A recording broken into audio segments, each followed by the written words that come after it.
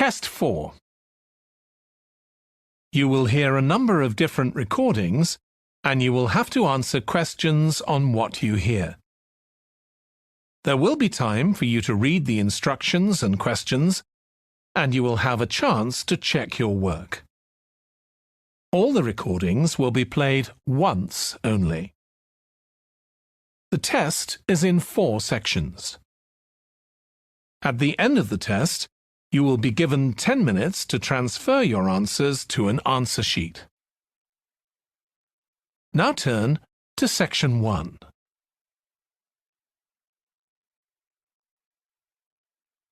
Section 1. You will hear a phone conversation between Alex, an employee at a company called JPNW, and Martha, who wants to work as a trainee at the company. First, you have some time to look at questions 1 to 7.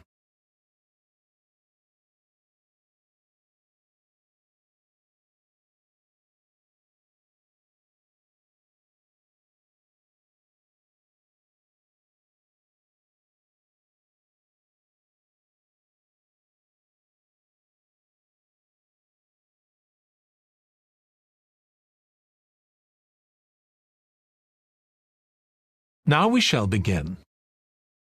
You should answer the questions as you listen because you will not hear the recording a second time. Listen carefully and answer questions 1 to 7. Hi, Alex. It's Martha Kleins here. James White gave me your number. I hope you don't mind me calling you. Of course not. How are you, Martha? Good, thanks. I'm ringing because I need a bit of advice. Oh yeah, what about? The training you did at JPNW a few years ago, I'm applying for the same thing. Oh right, yes, I did mine in 2014. Best thing I ever did, I'm still working there. Really? What are you doing? Well, now I work in the customer services department, but I did my initial training in finance. I stayed there for the first 2 years and then moved to where I am now. That's the same department I'm applying for. Did you enjoy it? I was pretty nervous to begin with. I didn't do well in my exams at school, and I was really worried because I failed maths. But it didn't actually matter because I did lots of courses on the job. Did you get a diploma at the end of your trainee period? I'm hoping to do the one in business skills. Yes, that sounds good. I took the one on IT skills, but I wish I'd done that one instead. OK, that's good to know. What about the other trainees? How did you get on with them? There were about 20 of us who started at the same time, and we were all around the same age. I was 18, and there was only one person younger than me who was 17. The rest were between 18 and 20. I made some good friends. I've heard lots of good things about the training at JPNW. It seems like there are a lot of opportunities there. Yeah, definitely. Because of its size, you can work in loads of different areas within the organisation. What about pay? I know you get a lower minimum wage than regular employees. That's right, which isn't great, but you get the same number of days holiday as everyone else, and the pay goes up massively if they offer you a job at the end of the training period. Yeah, but I'm not doing it for the money. It's the experience I think will be really useful. Everyone says by the end of the year you gained so much confidence. You're right, that's the most useful part about it. There's a lot of variety too. You're given lots of different things to do. I enjoyed it all. I didn't even mind the studying. Do you have to spend any time in college? Yes, 1 day each month. So you get lots of support from both your tutor and your manager. That's good.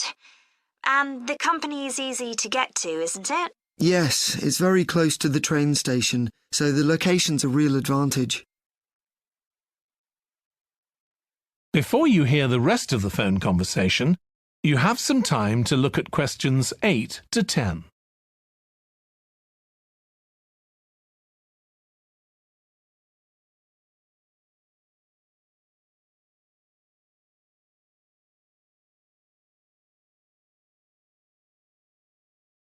Now listen and answer questions 8 to 10. Have you got a date for your interview yet? Yes, it's on the 23rd of this month. So long as you're well prepared, there's nothing to worry about. Everyone's very friendly. I am not sure what I should wear. What do you think? Nothing too casual, like jeans, for example. If you've got a nice jacket, wear that with a skirt or trousers. OK, thanks. Any other tips? Well, I know it's really obvious, but arrive in plenty of time. They hate people who are late. So make sure you know exactly where you have to get to. And one other useful piece of advice my manager told me before I had the interview for this job is to smile. Even if you feel terrified, it makes people respond better to you. I'll have to practice doing that in the mirror. Yeah, well, good luck. Let me know if you need any more information. Thanks very much.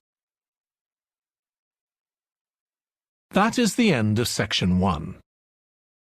You now have half a minute to check your answers.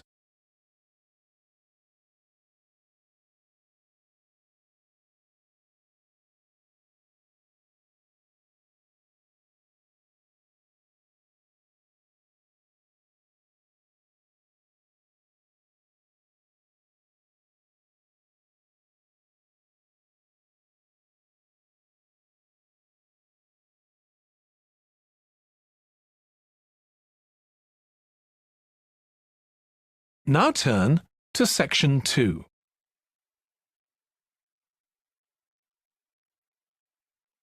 Section 2. You will hear a woman called Annie, who works at the Snow Centre in New Zealand, welcoming a group of visitors to the centre. First, you have some time to look at questions 11 to 16.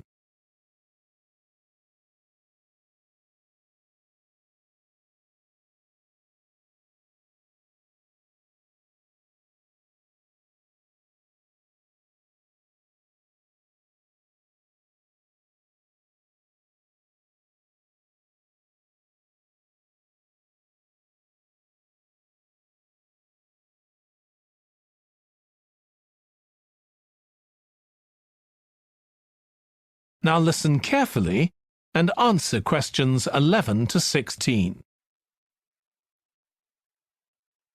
Hi everyone, welcome to the Snow Centre. My name's Annie. I hope you enjoyed the bus trip from the airport. We've certainly got plenty of snow today. Well, you've come to New Zealand's premier snow and ski centre, and we've a whole load of activities for you during your week here. Most visitors come here for the cross-country skiing, where you're on fairly flat ground for most of the time, rather than going down steep mountainsides. There are marked trails, but you can also leave these and go off on your own, and that's an experience not to be missed. You can go at your own speed. It's great aerobic exercise if you really push yourself. Or, if you prefer, you can just glide gently along and enjoy the beautiful scenery. This afternoon, you'll be going on a dog sled trip. You may have seen our dogs on TV recently racing in the Winter Sled Festival.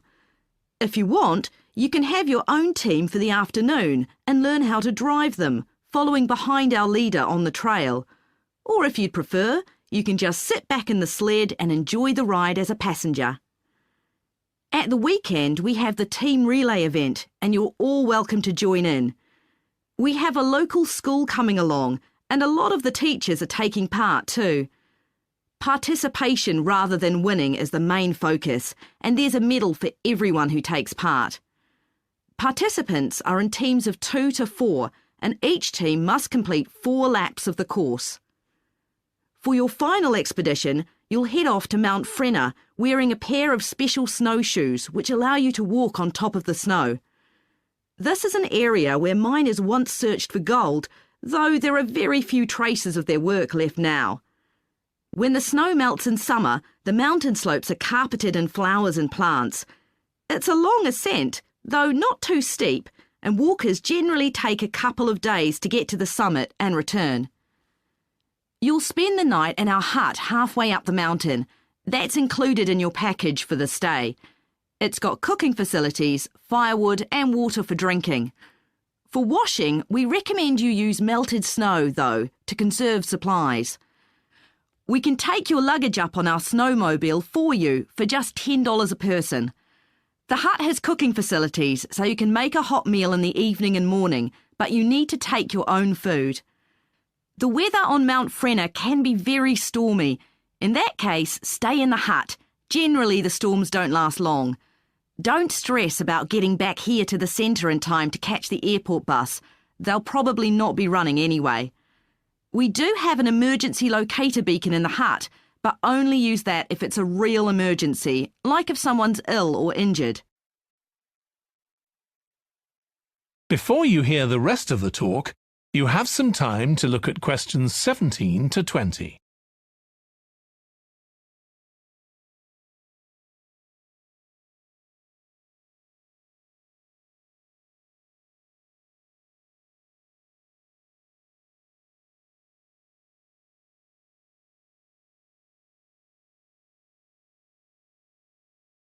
Now listen and answer questions 17 to 20.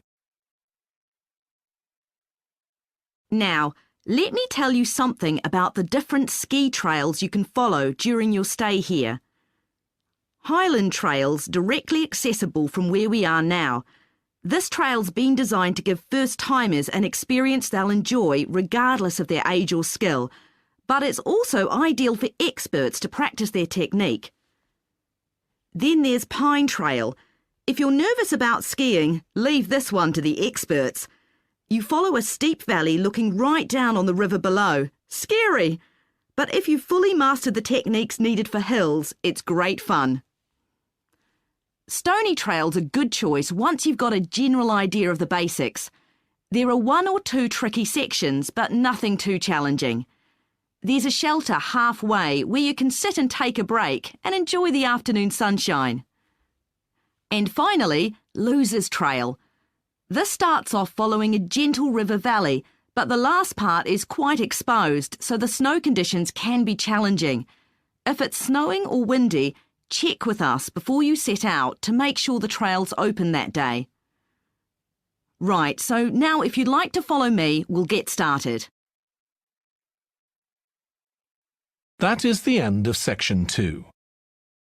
You now have half a minute to check your answers.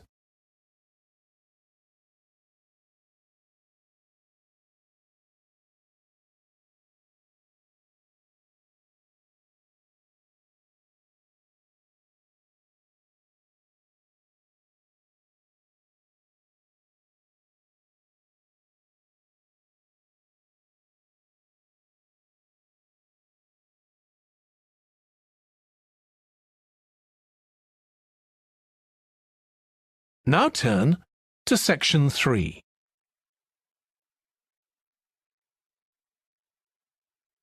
Section 3. You will hear 2 students called Jack and Alice discussing food labels that give information on the nutritional value of foods. First, you have some time to look at questions 21 to 26.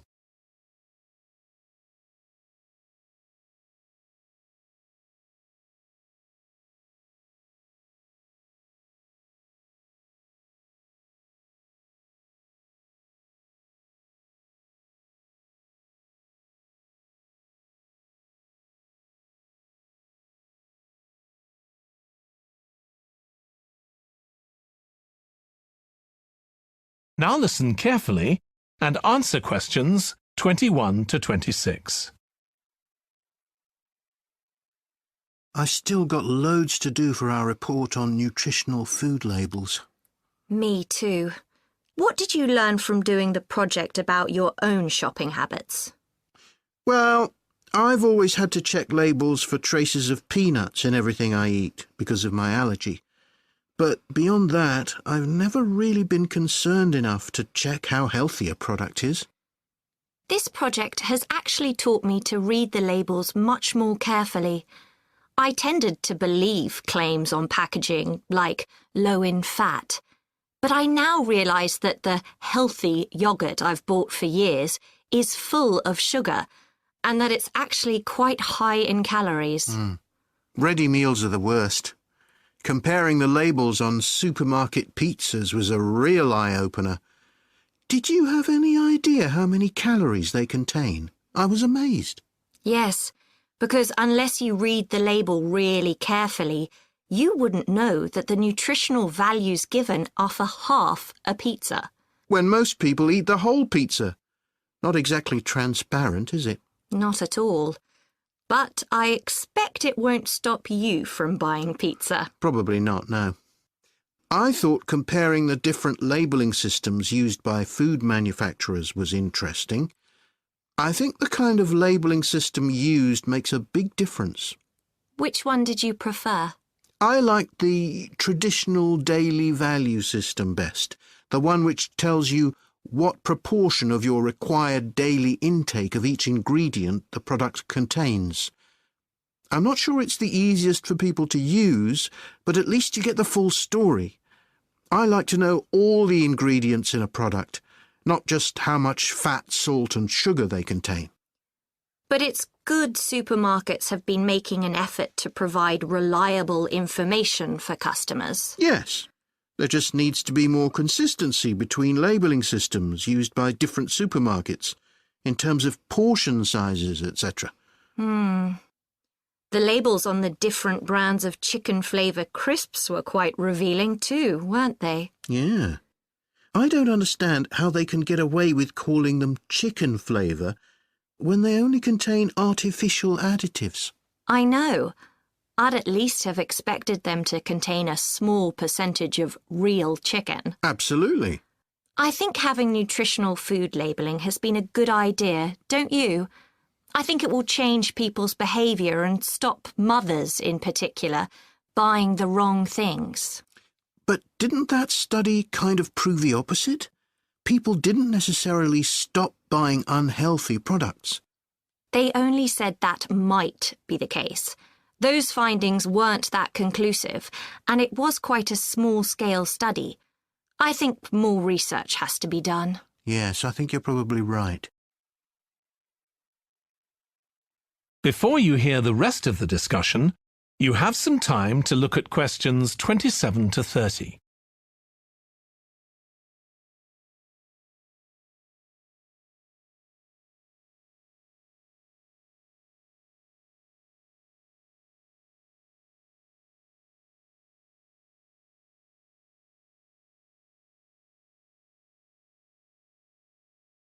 Now listen and answer questions 27 to 30. What do you think of the traffic light system? I think supermarkets like the idea of having a colour-coded system, red, orange or green, for levels of fat, sugar and salt in a product. But it's not been adopted universally, and not on all products. Why do you suppose that is? Pressure from the food manufacturers. Hardly surprising that some of them are opposed to flagging up how unhealthy their products are.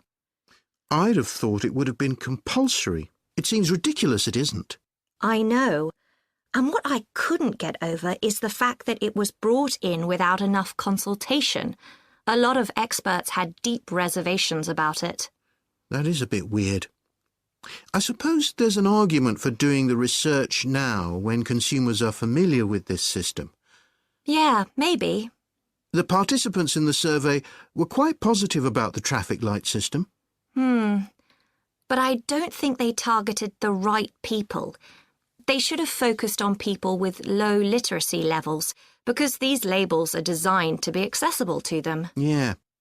But it's good to get feedback from all socio-economic groups, and there wasn't much variation in their responses. No. But if they hadn't interviewed participants face-to-face, they could have used a much bigger sample size. I wonder why they chose that method. Dunno. How were they selected? Did they volunteer or were they approached? I think they volunteered. The thing that wasn't stated was how often they bought packaged food. All we know is how frequently they use the supermarket. That is the end of section 3. You now have half a minute to check your answers.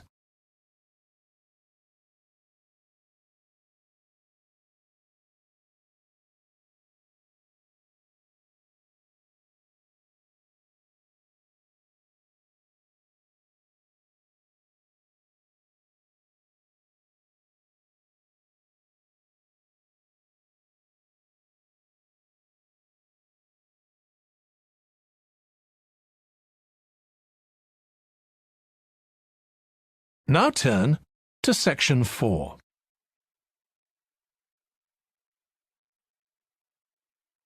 Section 4. You will hear part of a presentation by a history student about the history of coffee. First, you have some time to look at questions 31 to 40.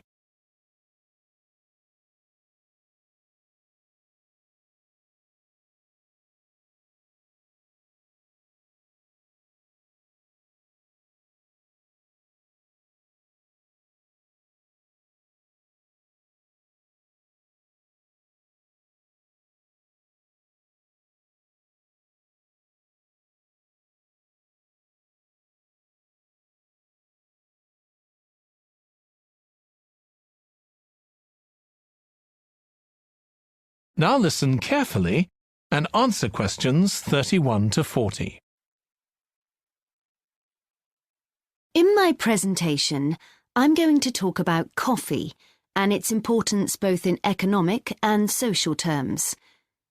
We think it was first drunk in the Arab world, but there's hardly any documentary evidence of it before the 1500s, although of course that doesn't mean that people didn't know about it before then.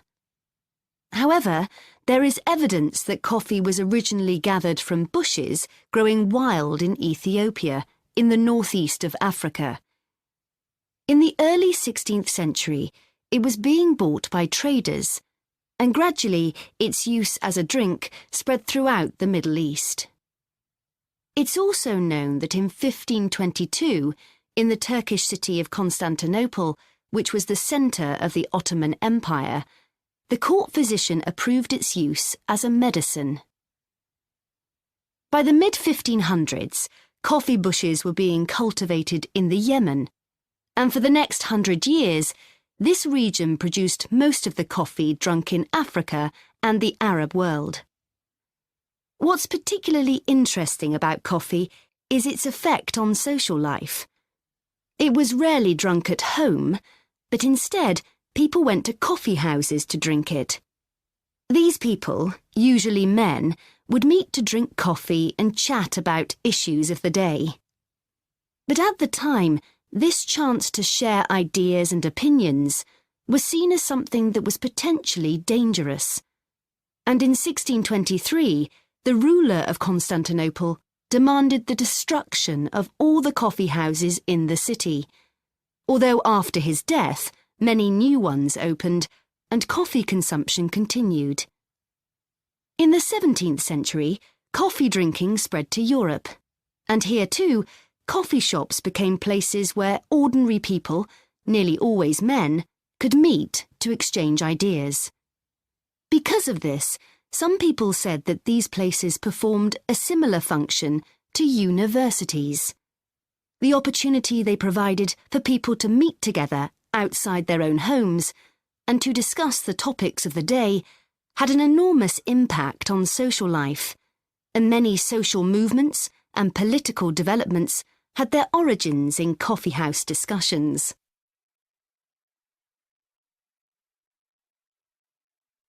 In the late 1600s, the Yemeni monopoly on coffee production broke down, and coffee production started to spread around the world, helped by European colonization. Europeans set up coffee plantations in Indonesia and the Caribbean, and production of coffee in the colonies skyrocketed. Different types of coffee were produced in different areas, and it's interesting that the names given to these different types, like Mocha or Java coffee, were often taken from the port they were shipped to Europe from. But if you look at the labour system in the different colonies, there were some significant differences. In Brazil and the various Caribbean colonies, coffee was grown in huge plantations, and the workers there were almost all slaves. But this wasn't the same in all colonies. For example, in Java, which had been colonised by the Dutch, the peasants grew coffee and passed a proportion of this on to the Dutch, so it was used as a means of taxation. But whatever system was used, under the European powers of the 18th century, coffee production was very closely linked to colonisation. Coffee was grown in ever-increasing quantities to satisfy the growing demand from Europe, and it became nearly as important as sugar production, which was grown under very similar conditions. However, coffee prices were not yet low enough for people to drink it regularly at home, so most coffee consumption still took place in public coffee houses, and it still remained something of a luxury item. In Britain, however, a new drink was introduced from China and started to become popular, gradually taking over from coffee, although at first it was so expensive that only the upper classes could afford it.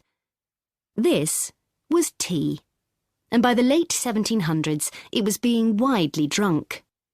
However, when the USA gained independence from Britain in 1776, they identified this drink with Britain, and coffee remained the preferred drink in the USA, as it still is today.